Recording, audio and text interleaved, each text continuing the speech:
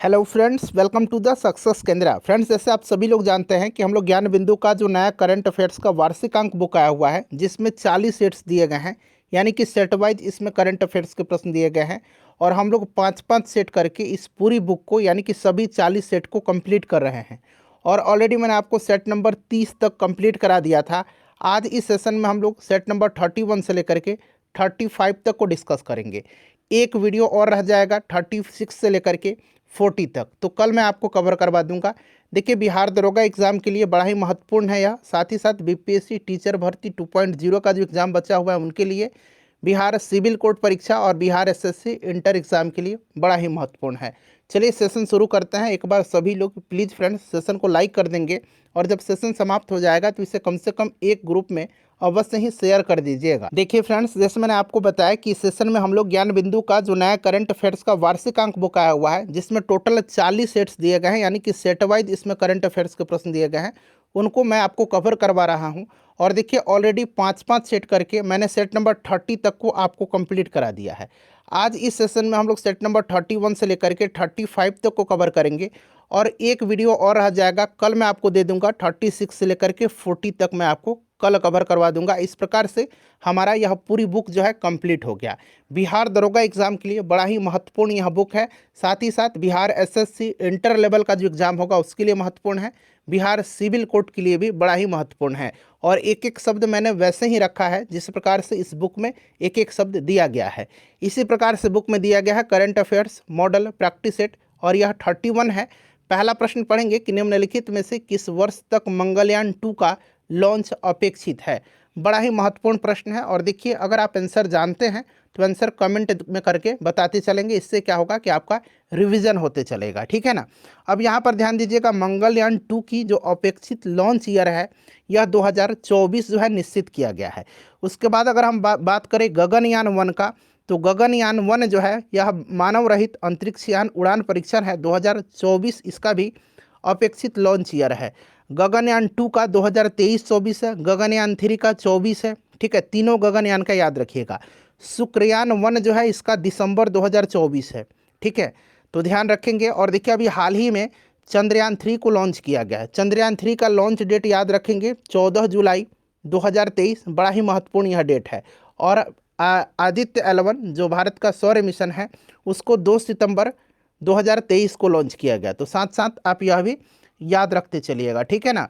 तो right answer option number इसका B हो जाएगा। अच्छा, ये मंगलयान 2 है। मंगलयान 1 जो था भारत का पहला मंगल अभियान था, मंगल मिशन था, और उसको 5 नवंबर 2013 को लॉन्च किया गया था। चलिए दूसरा प्रश्न करेंगे कि निम्नलिखित में से किस देश में 23वां फीफा फुटबॉल विश्व कप का आयोजन किया जाएगा। बताएंगे इसका करेक्ट आंसर क्या हो जाएगा। तो 23वां फीफा फुटबॉल विश्व कप का आयोजन जो है ये यूएसए, मैक्सिको और कनाडा तीनों देशों में किया जाएगा। तो ऑप्शन नंबर यहाँ पर डी हो जाएगा। अमेरिका, मैक्सिको और कनाडा तीनों कंट्रीज में किया जाएगा। 22वां जो हुआ था ये कहाँ पर हुआ था, तो कतर में किया गया था और उसमें विजेता अर्जेंटीना टीम रही थी। तीसरा प्रश्न है कि निम्नलिखित में से किस केंद्रीय मंत्रालय द्वारा नया सवेरा योजना चलाया जा रहा है। बताएंगे राइट आंसर क्या होगा। तो देखिए, नया सवेरा योजना जो है यह अल्पसंख्यक मंत्रालय के द्वारा चलाया जा रहा है और इस योजना के तहत अल्पसंख्यक छात्रों को प्रतियोगी परीक्षाओं के लिए विशेष कोचिंग के माध्यम से सहायता प्रदान किया जाएगा।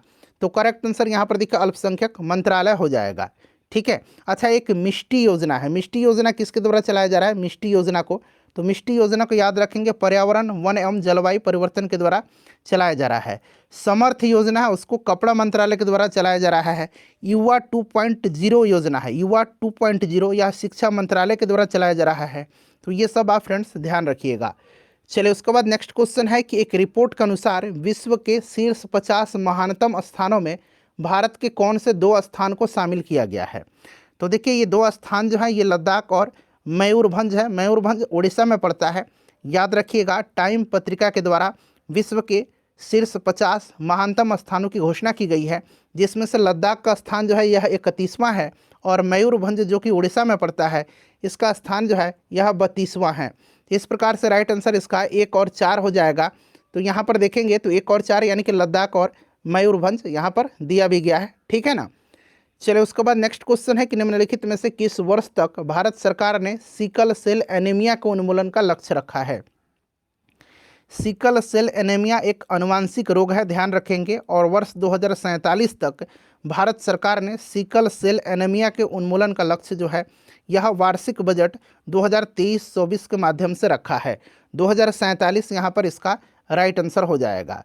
चलिए उसके बाद क्वेश्चन नंबर हमारा 6 है फ्रेंड्स, थोड़ा सा जल्दी में मैं कवर करूंगा और आपको बता दूं कि बिहार दरोगा के लिए मैंने कल इम्पॉर्टेंट क्वेश्चन कराया हुआ है, ठीक है, उसको एक बार जरूर देखिएगा। गेस क्वेश्चन का मैंने नाम दिया है, करंट अफेयर्स है, उसमें ज्योग्राफी के, पॉलिटिक यानी कि सभी सब्जेक्ट के प्रश्न उसमें हैं, तो एक बार देख लीजिएगा। आज भी 100 क्वेश्चन का एक सेट मैं आपको शाम तक करवाऊंगा, जो इंपॉर्टेंट क्वेश्चन है आप जरूर लगा के जाइएगा। निम्नलिखित में से किस राज्य में वांगला महोत्सव का आयोजन किया जाता है। अब नाम पर मत जाइएगा, वांगला ऐसा नहीं कि आप पश्चिम बंगाल लगा दीजिए। वांगला का आयोजन जो होता है ये मेघालय में किया जाता है, मेघालय में किया जाता है, ठीक है ना, याद रखेंगे मेघालय राइट आंसर हो जाएगा। क्लियर। हॉर्नबिल महोत्सव नागालैंड में मनाया जाता है, और एक है तोरगया महोत्सव, यहाँ मैं लिखता हूँ तोरगया महोत्सव, ये कहाँ मनाया जाता है। तोरगया महोत्सव जो है तोरगया या अरुणाचल प्रदेश में मनाया जाता है, मेघालय इसका राइट आंसर हो जाएगा। चलिए उसके बाद देखिए, निम्नलिखित में से किसे 22वें विधि आयोग के अध्यक्ष के रूप में नियुक्त किया गया। बहुत सारे प्रश्न पिछले सेट से रिपीट भी किया गया है, तो चिंता मत करिएगा, रिवीजन हो रहा है आपका, निश्चिंत रहिए, ज़्यादातर नए प्रश्न हैं, ठीक है ना। चलिए तो राइट आंसर 22वें विधि आयोग के अध्यक्ष के रूप में ऋतुराज अवस्थी को जो है नियुक्त किया गया, option number D right answer हो जाएगा। राष्ट्रीय महिला आयोग के अध्यक्ष रेखा शर्मा है, याद रखिएगा। डीआरडीओ के अध्यक्ष समीर वी कामत हैं, इसरो के एस सोमनाथ हैं, ठीक है, ये सब आपको याद रखना है। चलिए उसके बाद नेक्स्ट क्वेश्चन हमारा कि निम्नलिखित में से किस संगठन के द्वारा ग्लोबल जेंडर गैप इंडेक्स जारी किया जाता है। ग्लोबल जेंडर गैप इंडेक्स जो है यह जारी किया जाता है वर्ल्ड इकोनॉमिक फोरम के द्वारा, ठीक है ना, और भारत का स्थान इसमें इस साल 127वां है, इसे भी आप ध्यान रखिएगा। अच्छा, विश्व प्रेस स्वतंत्रता सूचकांक रिपोर्टर्स विदाउट बॉर्डर के द्वारा जारी किया जाता है, ये आप ध्यान रखिएगा, ठीक है। चलिए उसके बाद नेक्स्ट क्वेश्चन कर लेंगे। अगला प्रश्न है हमारा क्वेश्चन नंबर 9 है कि वन स्थिति रिपोर्ट 2021 के अनुसार किस राज्य में मैनग्रोव वन क्षेत्रों की सर्वाधिक वृद्धि दर्ज की गई है। तो कहाँ पर की गई है, तो फ्रेंड्स याद रखेंगे ये उड़ीसा में की गई है। सर्वाधिक वृद्धि दर जो है मैनग्रोव में उड़ीसा में की गई, लेकिन सबसे ज़्यादा मैनग्रोव वन जो है ये पश्चिम बंगाल में है, इस चीज़ को आप ध्यान रखिएगा, ठीक है ना। चलिए उसके बाद नेक्स्ट क्वेश्चन है हमारा कि अप्रैल 2023 में जारी फोर्ब्स अरबपति सूची में मुकेश अंबानी को विश्व में कौन सा स्थान मिला है। तो देखिए मुकेश अंबानी जी को 9वां स्थान प्राप्त हुआ है, ऑप्शन नंबर यहाँ पर देखेंगे तो ए राइट आंसर हो जाएगा, ठीक है, 9वां स्थान इनको प्राप्त हुआ है। चलिए उसके बाद नेक्स्ट क्वेश्चन है क्वेश्चन नंबर 11 की हाल ही में रमन मैग्सेसे पुरस्कार 2023 भारतीय विजेता आर रवि कन्नन, इनको रमन मैग्सेसे अवार्ड दिया गया है, ध्यान रखेंगे ये किस क्षेत्र से संबंधित हैं। तो फ्रेंड्स इनका संबंध जो है, इनका संबंध चिकित्सा से है, ठीक है ना। आर रवि कन्नन असम के कछार कैंसर अस्पताल और अनुसंधान केंद्र के निर्देशक हैं, याद रखिएगा। और रमन मैग्सेसे पुरस्कार जो है यह 4 लोगों को दिया गया है, एक आर रवि कन्नन भारत के हैं, और एक कोरबी रक्षंद बांग्लादेश के हैं, मरियम कोरोनेल फेरर ये फिलीपींस के हैं, और यूजेनियो लेमोस ये तिमोर लेस्ते के हैं। याद रखिएगा रमन मैग्सेसे पुरस्कार की स्थापना जो है, एस्टेब्लिशमेंट जो हुआ था 1957 में, 1957 में हुआ था, और इसे एशिया का नोबेल पुरस्कार भी कहा जाता है, ठीक है, ध्यान रखिएगा। आचार्य विनोबा भावे पहले भारतीय थे जिन्हें रमन मैग्सेसे पुरस्कार 1958 में मिला था। चलिए अगला प्रश्न कर लेंगे। क्वेश्चन नंबर 12 है कि 68वां फिल्म फेयर अवार्ड 2023 में किस अभिनेता को सर्वश्रेष्ठ अभिनेता का अवार्ड मिला है। तो देखिए 68वां फिल्म फेयर अवार्ड की बात करते हैं तो सर्वश्रेष्ठ फिल्म की बात करें तो गंगूबाई काठियावाड़ी को दिया गया है। सर्वश्रेष्ठ अभिनेता जो है राजकुमार राव को दिया गया है, ठीक है, तो राजकुमार राव राइट आंसर हो जाएगा। सर्वश्रेष्ठ अभिनेत्री आलिया भट्ट को दिया गया है, और सर्वश्रेष्ठ निर्देशक यानी कि डायरेक्टर का अवार्ड संजय लीला भंसाली जी को दिया गया है। चलो उसके बाद देखिएगा कि जुलाई 2023 में भारत सरकार द्वारा निम्नलिखित में से किस प्रकार के चावल के निर्यात पर प्रतिबंध लगा दिया गया है। फ्रेंड्स देखिए 2008 से लेकर के अब तक बिहार दरोगा में जितने भी प्रश्न कराए गए हैं, पूछे गए हैं, उनको मैंने सब्जेक्ट वाइज अलग अलग वीडियो में कवर कराया हुआ है। हिस्ट्री का अलग, पॉलिटी का अलग, ज्योग्राफी का अलग, साइंस का अलग, तो उसको एक बार देख लीजिए, 2-3 दिन बचा हुआ है, आपका रिविजन हो जाएगा। राइट आंसर इसका हो जाएगा गैर बासमती चावल, ठीक है ना, option number B right answer हो जाएगा। ये भारत सरकार ने देश के अंदर चावल की कीमतों पर नियंत्रण के लिए ऐसा किया हुआ है। निम्नलिखित में से बिहार के किस व्यक्ति को वर्ष 2023 का पद्मश्री पुरस्कार नहीं दिया गया है? तो देखिए 2023 की बात करें तो 2023 में 3 लोगों को दिया गया है। कौन कौन से हैं ये? तो एक आनंद कुमार हैं, एक सुभद्रा देवी है। सुभद्रा देवी को कला के क्षेत्र में दिया गया है, आनंद कुमार को साहित्य एवं शिक्षा के क्षेत्र में दिया गया है, और कपिल देव प्रसाद को भी कला के क्षेत्र में दिया गया है। तो ये 3 लोगों को दिया गया है। आचार्य चंदना जी को 2023 में नहीं, इनको 2022 में दिया गया था। तो ऑप्शन नंबर यहाँ पर देखेंगे तो ए राइट आंसर हो जाएगा। ठीक है, चलिए उसके बाद नेक्स्ट क्वेश्चन करेंगे। निम्नलिखित में से किस राज्य द्वारा शक्ति स्मार्ट कार्ड योजना की शुरुआत की गई? तो देखिए शक्ति स्मार्ट कार्ड योजना की शुरुआत जो है यह कर्नाटक राज्य सरकार के द्वारा किया गया है, और इस योजना के तहत महिलाओं को बसों में मुफ्त यात्रा का लाभ उठाने के लिए स्मार्ट कार्ड प्रदान करना है। तो कर्नाटक यहाँ पर दिखा, option number A right answer हो जाएगा। ठीक है, चलिए नेक्स्ट क्वेश्चन है हमारा क्वेश्चन नंबर 16 की निम्नलिखित में से कहाँ पर भारत में बच्चों के लिए पहला कैंसर अस्पताल बनेगा? तो चूंकि ये अपना बिहार पटना में बनेगा इसलिए इम्पोर्टेंट है, इसे आप ध्यान रखिएगा। ठीक है ना, चलिए उसके बाद अगला प्रश्न है हमारा क्वेश्चन नंबर 17 की निम्नलिखित में से कौन विंबलडन 2023 में, यहाँ में बना लीजिएगा, पुरुष एकल वर्ग के विजेता हैं? तो देखिए विंबलडन की बात करते हैं तो पुरुष एकल का विजेता जो है ये कार्लोस अल्कराज हैं, और ये कहाँ के हैं? तो स्पेन के हैं कार्लोस अल्कराज, देश याद रखिएगा। और उप विजेता नोवाक जोकोविच हैं। महिला एकल की विजेता मार्केटा वोंड्रोसोवा है जो कि चेक गणराज्य की हैं। क्लियर, चलिए अगला प्रश्न है कि भारत सरकार बाजरा की फसल पर 2023-24 के लिए न्यूनतम समर्थन मूल्य में प्रति क्विंटल कितने रुपए की वृद्धि किया है? तो प्रति क्विंटल जो है 150 रुपया का जो है न्यूनतम समर्थन मूल्य में वृद्धि किया हुआ है। तो राइट आंसर यहाँ पर देखेंगे तो 150 रुपया, option number A right answer इसका हो जाएगा। चलिए अगला प्रश्न है हमारा, देखिए अब अगला सेट आ गया current affairs model practice set 32। पहला प्रश्न है कि हाल ही में नीति आयोग द्वारा जारी एक रिपोर्ट के अनुसार भारत के किस जिला का कुल वस्तु के निर्यात में हिस्सेदारी सर्वाधिक है? तो सर्वाधिक जो है फ्रेंड्स ये किस जिला का है? तो यह जिला जो है यह गुजरात का जामनगर जिला है। ठीक है, गुजरात का जामनगर जिला है, ध्यान रखेंगे, ऑप्शन नंबर ए यहाँ पर राइट आंसर हो जाएगा। नेक्स्ट है कि वर्ष 2022 में हिंदी भाषा का साहित्य अकादमी पुरस्कार किसे दिया गया है? देखिए हिंदी भाषा का जो है ये दिया गया है बद्री नारायण को, इनकी कविता संग्रह तुमड़ी के शब्द के लिए। ठीक है ना, तुमड़ी के शब्द के लिए, ऑप्शन डी राइट आंसर हो जाएगा। मैथिली का अजीत आज़ाद को दिया गया है पेन ड्राइव में पृथ्वी के लिए। अंग्रेजी का अनुराधा रॉय को दिया गया है all the life we never lived के लिए। उर्दू का अनीस अशफाक को दिया गया है ख्वाब शराब के लिए। ठीक है, तो ये ध्यान रखिएगा। चलिए अगला प्रश्न है हमारा कि निम्नलिखित में से किस प्रक्षेपण यान के द्वारा DSSAR मिशन को इसरो द्वारा प्रक्षेपित किया गया है? देखिए ये DSSAR मिशन जो है यह सिंगापुर का है। ठीक है ना, सिंगापुर का यह उपग्रह है, और PSLV C56 के जरिए जो है इसको लॉन्च किया गया है। ठीक है, याद रखिएगा आदित्य L1 मिशन 2 सितंबर को लॉन्च किया गया था, चंद्रयान 3 को 14 जुलाई को लॉन्च किया गया था, DSSR मिशन को 30 जुलाई को लॉन्च किया गया था। ये जो मिशन है इसको 30 जुलाई के दिन लॉन्च किया गया था, ये भी आप ध्यान रखिएगा। ठीक है, चलिए नेक्स्ट क्वेश्चन है हमारा कि हाल ही में चर्चा में रहने वाला NIA के महानिदेशक कौन है? NIA के महानिदेशक यानी कि राष्ट्रीय जांच एजेंसी की बात की जा रही है, दिनकर गुप्ता है, नेशनल इन्वेस्टिगेशन एजेंसी। ठीक है ना, दिनकर गुप्ता यहाँ पर राइट आंसर हो जाएगा। चलिए उसके बाद नेक्स्ट क्वेश्चन है कि निम्नलिखित में से किसको नेपाल के नए राष्ट्रपति के रूप में चुना गया है?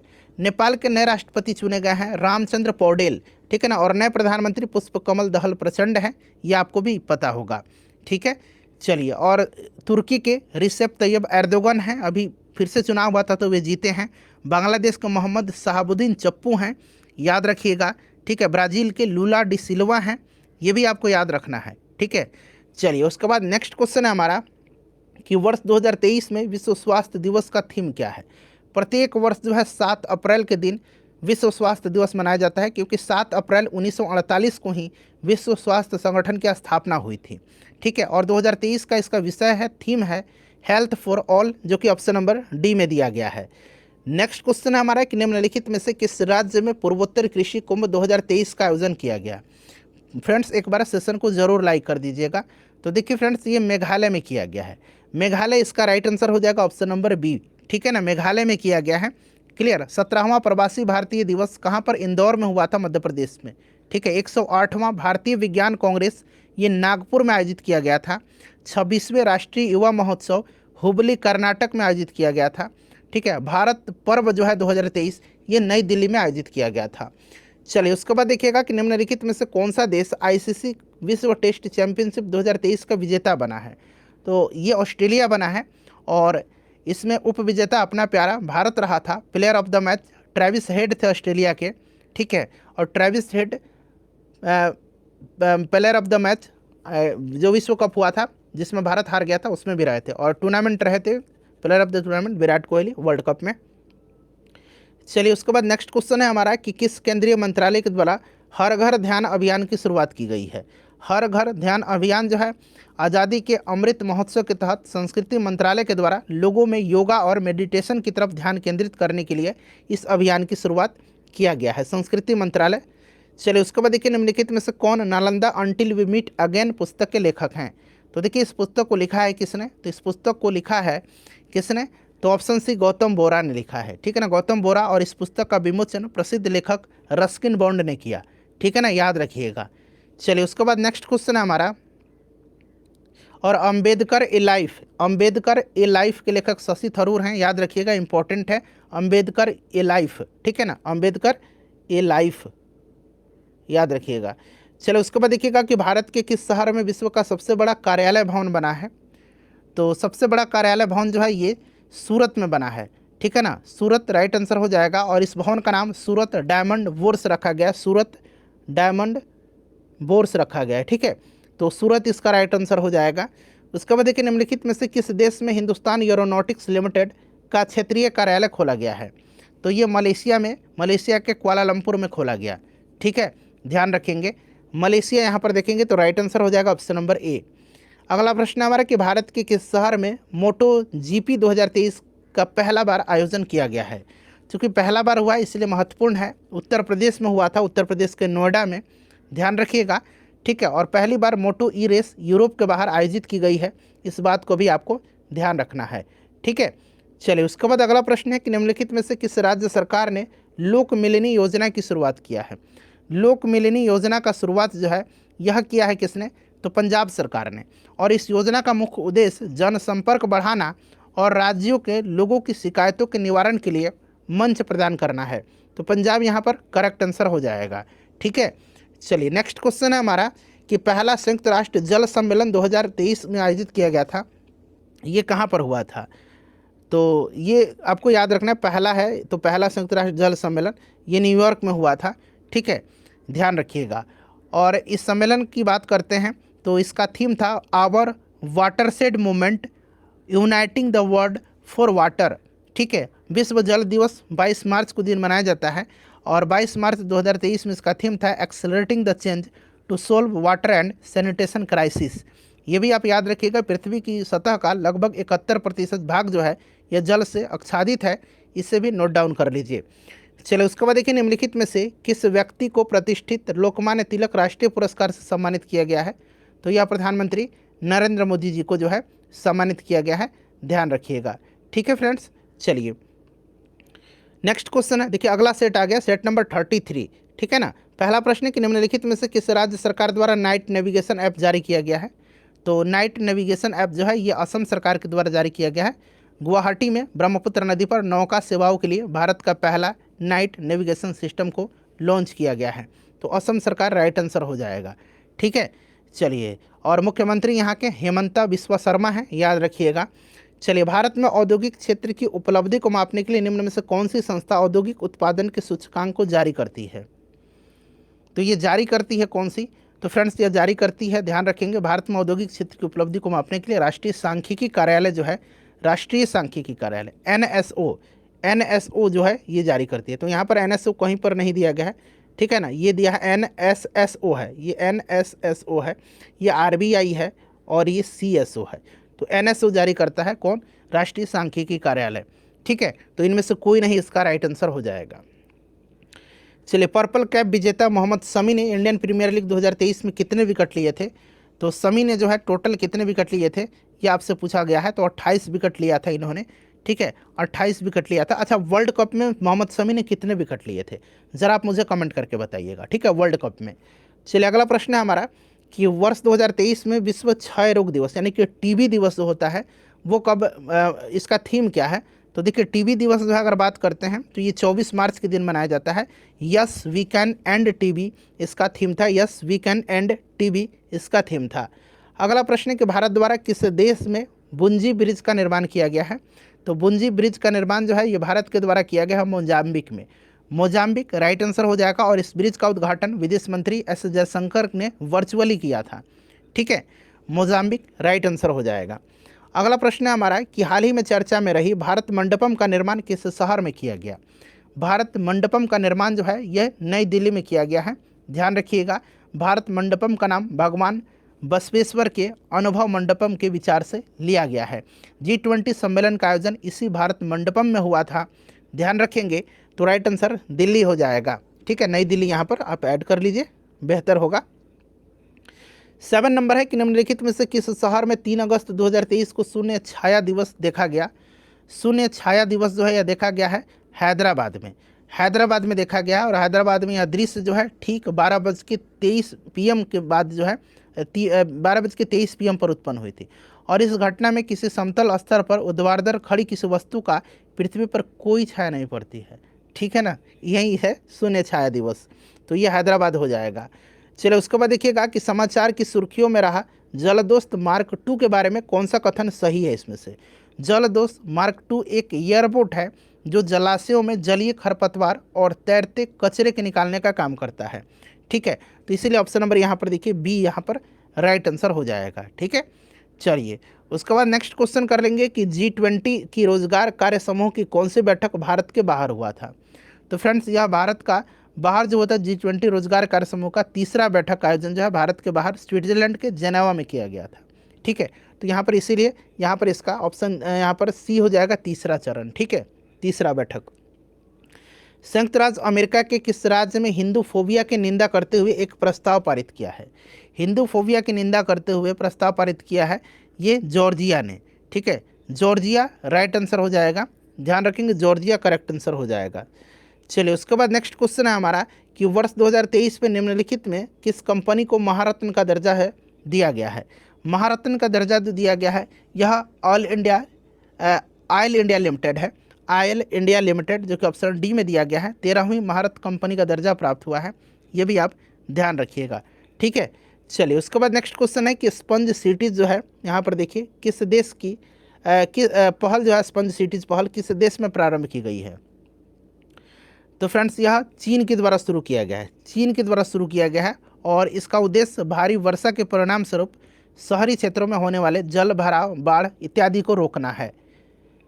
चलिए उसके बाद देखिएगा कि ब्रिक्स संगठन में कितने नए देशों को 1 जनवरी 2024 में से शामिल किए जाने की मंजूरी दी गई है? तो देखिए 6 नए सदस्य हैं। इनका नाम क्या क्या है? तो अर्जेंटीना, मिस्र, इथोपिया, ईरान, सऊदी अरब और संयुक्त अरब अमीरात। तो याद रखिएगा 6 राइट आंसर हो जाएगा। क्लियर, काफ़ी इंपॉर्टेंट है। नेक्स्ट क्वेश्चन है हमारा ब्रिक्स की बात करते हैं तो हेडक्वार्टर इसका चीन के संघाई में है। ये भी आप ध्यान रखिएगा। और ब्रिक्स न्यू डेवलपमेंट बैंक की स्थापना 2014 में की गई थी। वर्तमान में ब्रिक्स संगठन में 5 देश हैं। पांचों का नाम तो यहाँ देख लीजिए, ब्रिक्स इसी पर है। ठीक है ना, तो ब्राज़ील, रसिया, इंडिया, चाइना और साउथ अफ्रीका। आकांक्षी जिला कार्यक्रम की सफलता को देखते हुए केंद्र सरकार कितने ब्लॉकों में आकांक्षी ब्लॉक कार्यक्रम शुरू करेगी? तो ये आपका आकांक्षी जिला कार्यक्रम की तर्ज पर केंद्र सरकार ने 500 से अधिक आकांक्षी ब्लॉक कार्यक्रम शुरू करने की घोषणा की है। तो 500 इसका ऑप्शन बी राइट आंसर हो जाएगा। उसके बाद देखिएगा कि हरित गुलबंद योजना को किस प्रकार के प्रदूषण की रोकथाम के लिए लागू किया गया है? हरित गुलबंद योजना देखिए फ्रेंड्स, यह ध्वनि प्रदूषण की रोकथाम के लिए लागू किया गया हरित गुलबंद यानी कि ग्रीन मफलर। यह एक योजना है। इसके अंतर्गत सड़क के किनारे औद्योगिक क्षेत्र के समीप स्थित आबादी को ध्वनि प्रदूषण से छुटकारा दिलाने हेतु वृक्षों की 4 से 6 कतार लगाई जाती है। ठीक है, चलिए तो ये ध्वनि प्रदूषण हो जाएगा। उसके बाद निम्नलिखित में से कौन सा देश सुदीरमन कप का उप विजेता है? अच्छा, सुदीरमन कप की बात करते हैं तो इसका उप विजेता जो रहा ये दक्षिण कोरिया रहा था। विजेता चीन रहा था। ध्यान रखेंगे। ठीक है ना, तो और यह किस प्रकार का प्रतियोगिता है? यह एक बैडमिंटन प्रतियोगिता है। ऑप्शन डी राइट आंसर हो जाएगा, उप विजेता। विजेता चाइना रहा था। ठीक है, चलिए भारत की यूपीआई ने किस देश के पे नाउ मोबाइल भुगतान पद्धति के साथ समझौता किया है? तो पे नाउ जो है ये कहाँ का है? तो ये सिंगापुर का है। ध्यान रखिएगा, सिंगापुर राइट आंसर हो जाएगा। चलिए उसके बाद अगला प्रश्न है हमारा कि विकास के वर्तमान स्थिति के साथ आर्टिफिशियल इंटेलिजेंस एआई निम्नलिखित में से क्या प्रभावी ढंग से कर सकता है। पहला, दूसरा, तीसरा और चौथा स्टेटमेंट है। चारों पढ़ करके बताइए चारों में से कौन सा इसमें से सही दिया गया है। चारों के चारों करेक्ट है, चारों का चारों जो है करेक्ट है, इसीलिए इसमें से 1 2 3 4 ऑप्शन डी में देखिए दिया गया है। चारों जो है इसमें से सही कथन है। ठीक है, पढ़ लीजिए इसको एक बार। चलिए अगला प्रश्न कर लेंगे। नेक्स्ट क्वेश्चन है हमारा, देखिए सेट नंबर 34 आ गया। फीफा महिला विश्व कप फुटबॉल विश्व कप 2023 का विजेता कौन सा देश है। ये बीपीएससी ट्री जो 2.0 एग्जाम हुआ था उसमें पूछा गया था, तो आपको भी याद रखना है, इंपॉर्टेंट है। स्पेन विनर रहा था, आयोजन ऑस्ट्रेलिया और न्यूजीलैंड में किया गया था और उप विजेता इसमें इंग्लैंड रहा था। ठीक है ना, तो स्पेन यहाँ पर देखिए राइट आंसर हो जाएगा। निम्नलिखित में से कौन द लास्ट हीरोज़ के लेखक हैं। द लास्ट हीरोज़ के लेखक पी साईनाथ हैं। कौन है? पी साईनाथ हैं। चलिए उसके बाद देखिएगा कि केंद्र सरकार ने मेरा बिल मेरा अधिकार योजना किसके लिए शुरू किया है। मेरा बिल मेरा अधिकार योजना जीएसटी बिलों के भुगतान में वृद्धि करने के लिए शुरू किया गया है। ठीक है, और इस योजना का जो प्रमुख उद्देश्य है वो उपभोक्ताओं में सामान खरीदते समय विक्रेता से बिल मांगने की प्रवृत्ति को जो विकसित करना है। ठीक है, तो याद रखेंगे जीएसटी बिल भुगतान। चलिए उसके बाद नेक्स्ट क्वेश्चन हमारा है कि समाचार की सुर्खियों में रहा कखोवका जलाशय, ये निम्नलिखित में से किस देश में है। कखोवका जलाशय जो है ये कहाँ पर है, किस देश में है। तो फ्रेंड्स यह जो है ध्यान रखेंगे ये कहाँ पर है, तो ये आपको यूक्रेन याद रखना है, यूक्रेन में है। यूक्रेन की राजधानी याद रखेंगे क्यू है, बड़ा पूछा जाता है। ठीक है, चलिए उसके बाद नेक्स्ट क्वेश्चन है हमारा कि भारत सरकार के उद्योग एवं आंतरिक व्यापार संवर्धन विभाग द्वारा 12 तरजीही देशों की पहचान की गई है जिनके साथ व्यापार निवेश को बढ़ावा दिया जाएगा। कौन सा देश इसमें शामिल नहीं है इन 12 देश में से। ठीक है, इन 12 तरजीही देश जो है इसमें से, तो देखिए फ्रेंड्स इसमें शामिल जो है इसमें ऑस्ट्रेलिया शामिल नहीं है, इसमें ऑस्ट्रेलिया शामिल नहीं है। बाकी मैं नाम बता रहा हूँ 12 कंट्री का, याद रखिएगा। एक यूएसए हो गया, ब्राज़ील हो गया दूसरा, तीसरा कनाडा, चौथा यूएई, पाँचवा सऊदी अरब, छठा ब्रिटेन, सातवां जर्मनी, आठवां स्वीडन, नौवां जापान, 10वां ताइवान, 11वां दक्षिण कोरिया और 12वां रसिया। ठीक है, चलिए उसके बाद नेक्स्ट क्वेश्चन है कि राष्ट्रीय कार्य योजना संहिता 2023 का संबंध निम्नलिखित में से किससे है। राष्ट्रीय कार्य योजना संहिता 2023 का संबंध वैज्ञानिक वन प्रबंधन से है। ठीक है ना, तो राइट आंसर वैज्ञानिक वन प्रबंधन हो जाएगा। उसके बाद देखिएगा कि इंटरनेशनल इंडियन फिल्म अकादमी अवार्ड्स 2023 में सर्वश्रेष्ठ फिल्म का अवार्ड किसको मिला है, जिसको कि आईफा बोलते हैं हम लोग। ठीक है ना, इंटरनेशनल इंडियन फिल्म अकादमी अवार्ड, यह जो है दृश्यम 2 को मिला है, ध्यान रखिएगा दृश्यम 2 को। ठीक है, सर्वश्रेष्ठ अभिनेता ऋतिक रोशन को मिला, सर्वश्रेष्ठ अभिनेत्री आलिया भट्ट को और सर्वश्रेष्ठ निर्देशक आर माधवन को। ठीक है, चलिए उसके बाद नेक्स्ट क्वेश्चन है हमारा कि भारत के 77वें स्वतंत्रता दिवस का थीम क्या रखा गया था। 77वां स्वतंत्रता दिवस मनाया गया है, नेशन फर्स्ट ऑलवेज फर्स्ट इसका थीम था। Option number A right answer हो जाएगा। ठीक है, चलिए उसके बाद देखिएगा कि केंद्रीय बजट 2023-24 के अनुसार निम्नलिखित में से किस मद पर भारत सरकार का रुपया सबसे ज़्यादा खर्च होता है, किस मद पर होता है, तो ये कौन सा मद है। तो फ्रेंड्स यह मद जो है सबसे ज़्यादा रुपया ब्याज अदायगी पर 20% खर्च होता है। ब्याज अदायगी पर सबसे ज़्यादा 20% खर्च होता है। प्रोजेक्ट कुबेर किस निकाय की एक परियोजना है। प्रोजेक्ट कुबेर जो है यह एसबीआई की है, स्टेट बैंक की है। ठीक है ना, भारतीय स्टेट बैंक की, ध्यान रखिएगा। चलिए अगला प्रश्न है हमारा कि भारत में हुए G20 शिखर सम्मेलन में भारत की ओर से मुख्य समन्वयक कौन था। मुख्य समन्वयक जो था ये हर्षवर्धन श्रृंगला थे, हर्षवर्धन श्रृंगला, ध्यान रखिएगा, इंपॉर्टेंट हैं। चलिए उसके बाद अगला प्रश्न है कि निम्नलिखित में से कौन से टीम रणजी ट्रॉफी 2022-23 की उपविजेता टीम रही है।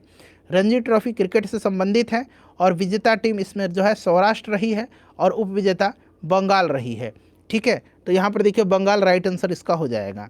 चलिए उसके बाद नेक्स्ट क्वेश्चन है हमारा कि निम्नलिखित में से कौन सा देश हाल ही में चर्चा में रही 5 आइज गठबंधन का सदस्य नहीं है। 5 आइज गठबंधन जो है इसमें सदस्य देश जो है कौन सा नहीं है। 5 आइज जो है एक खुफिया गठबंधन है और इसमें 5 देश हैं, America, United kingdom, Canada, New Zealand और ऑस्ट्रेलिया। ठीक है ना, इसमें जो है फ्रांस नहीं है। क्लियर ना। चलिए उसके बाद देखिए हाल ही में भारत में किस देश के साथ, भारत ने बना लीजिए यहाँ, भारत ने किस देश के साथ वर्ष 2028 तक कार्मिक प्रबंधन तथा लोक प्रशासन क्षेत्र में सहयोग बढ़ाने हेतु समझौता किया है। तो फ्रेंड्स यह किया है किसके साथ, तो सिंगापुर के साथ किया है। नेक्स्ट क्वेश्चन के विश्व प्रवासी पक्षी दिवस जो है 2023 में यह कब मनाया गया है, तो 14 अक्टूबर के दिन मनाया गया। ठीक है, ध्यान रखिएगा। और यह दिवस वर्ष में 2 बार मनाया जाता है, एक मई महीना में और एक अक्टूबर महीना में। 13 मई के दिन जो है यह दिवस मनाया गया था।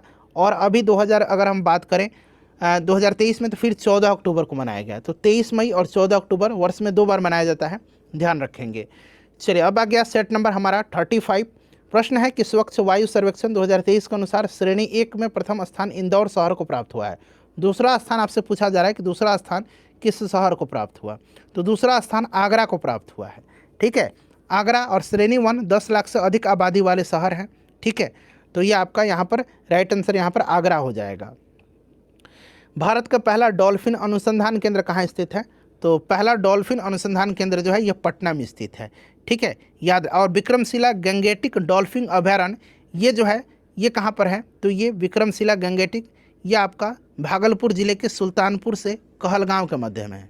ठीक है, और पहला डॉल्फिन अनुसंधान केंद्र पटना में है और विक्रमशिला गंगेटिक डॉल्फिन अभयारण्य भागलपुर में है।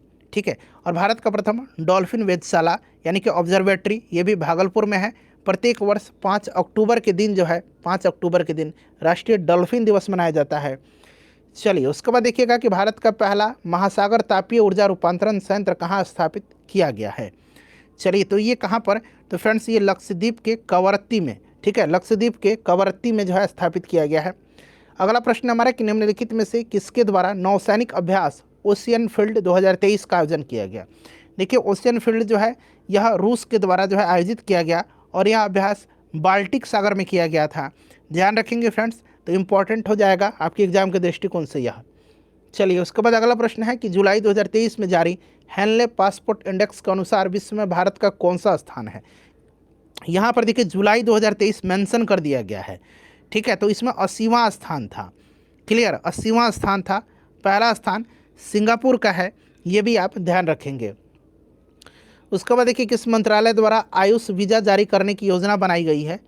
तो आयुष वीज़ा केंद्रीय गृह मंत्रालय ने जो है यह योजना बनाया है, गृह मंत्रालय करेक्ट आंसर हो जाएगा।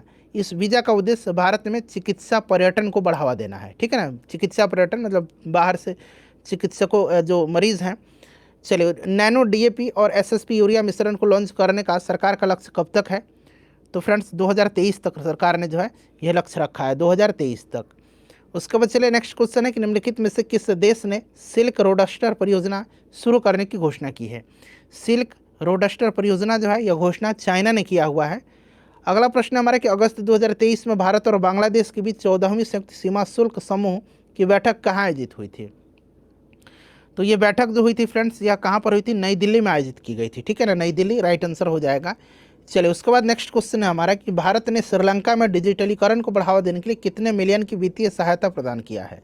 तो 450 मिलियन की, 450 मिलियन, जो कि यहाँ पर देखो ऑप्शन डी में दिया गया। ठीक है ना, ऑप्शन डी राइट आंसर होगा, ऑप्शन डी करेक्ट आंसर है। उसके बाद देखिएगा कि अरास डोरा गैस फील्ड किन दो देशों के बीच विवादित क्षेत्र है। अरास डोरा गैस फील्ड जो है ये सऊदी अरबिया और कुवैत के बीच जो है एक विवादित क्षेत्र है यह। ठीक है, ध्यान रखिएगा। चलिए, उसके बाद नेक्स्ट क्वेश्चन है हमारा कि विश्व तीरंदाजी चैंपियनशिप 2023 के पदक तालिका में भारत को कौन सा स्थान जो है प्राप्त हुआ है। तो देखिए बात करते हैं तो भारत जो है टोटल यहाँ पर 4 पदक जीता है, 3 स्वर्ण और 1 कांस्य पदक। ठीक है ना, रजत नहीं जीता है, 3 स्वर्ण जीता है और 1 कांस्य पदक जीता है। ठीक है ना, 3 स्वर्ण और 1 कांस्य पदक जीता है और पदक तालिका में भारत शीर्ष पर रहा, यानी कि 4 पदक जीत करके। ठीक है, ध्यान रखिएगा, 4 पदक जीत करके भारत जो है ये शीर्ष पर रहा है। चलिए, उसके बाद नेक्स्ट क्वेश्चन है हमारा, अगला प्रश्न करेंगे तो प्रथम स्थान हो जाएगा यहाँ पर इसका करेक्ट आंसर। ठीक है फ्रेंड्स, ध्यान रखिएगा, प्रथम स्थान करेक्ट आंसर हो जाएगा। चलिए, उसके बाद नेक्स्ट क्वेश्चन कर लेंगे। अगला क्वेश्चन है हमारा कि निम्नलिखित में से किस तिथि को विश्व जल सप्ताह 2023 का आयोजन किया गया है। चलिए बताइए, राइट आंसर इसका क्या होगा, कब किया गया है, बताइए करेक्ट आंसर इसका क्या होगा। तो यहाँ पर ध्यान दीजिएगा, पूछा गया है कि विश्व जल सप्ताह 2023। ठीक है ना, विश्व जल सप्ताह 2023, तो इसका आयोजन किया गया है 20 अगस्त से 24 अगस्त तक, 20 अगस्त से 24 अगस्त तक। ठीक है, चलिए उसके बाद ध्यान दीजिएगा, यहाँ पर थोड़ा सा मैं आपको बता देता हूँ। विश्व तीरंदाजी चैंपियनशिप का आयोजन जो हुआ था ये जर्मनी में हुआ था। ठीक है, ध्यान रखेंगे। अदिति गोपीचंद स्वामी स्वर्ण पदक जीता है भारत की तरफ से। ओजस प्रवीण देवताले ने जीता है और ज्योति सुरेखा वेनम ने जीता है। परमीत कौर ने जीता है और अदिति गोपीचंद, ये मिक्स था। चलिए उसके बाद देखिए ये वाला हो गया हमारा। अगला प्रश्न है, निम्नलिखित में से किस तिथि को पारसी नव वर्ष मनाया जाता है? तो ये प्रत्येक जो है 16 अगस्त के दिन मनाया जाता है। तो ये पूरा का पूरा हमारा 35 सेट तक कंप्लीट हो गया। कल मैं आपको सेट नंबर 36 से 40 तक कवर करवा दूंगा। वीडियो को लाइक कर दीजिए और फ्रेंड्स प्लीज़ इसे शेयर कर